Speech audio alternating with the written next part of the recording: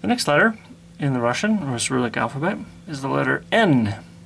N, capital N, lowercase n, looks like an H, makes an N sound.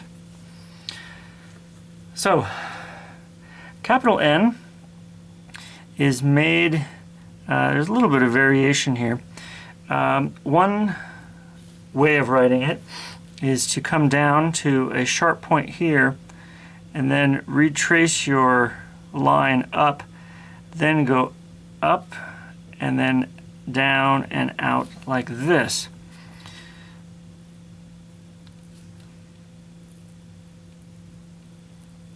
So capital N will look like that. Other ways of doing it, you get some handouts that'll kind of have more of a loop to them, which make them in some ways a little easier to write. You can decide and sort of choose for yourself. Either way, N is a low out connect, as you see here, very easily connected to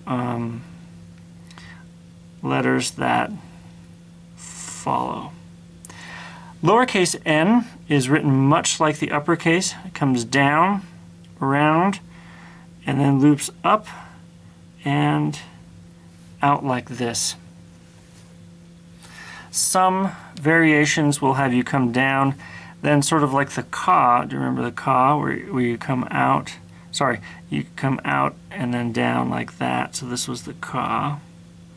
Some will say write the N, go down, lift, then continue like that. I personally do something, I usually end up with some sort of hook, but I like to keep my pen on the paper. So this is the lowercase n, these are ka's. So lowercase n. Connecting, so coming from a low out connect letter like an ah, into an N like this, you can see that we just need to connect one into the other. So up, write out a few of these on your sheet if you're following along. So coming from a high out connect, such as coming out of an O, I think you'll see that this one is pretty straightforward. So from an O right on into an N.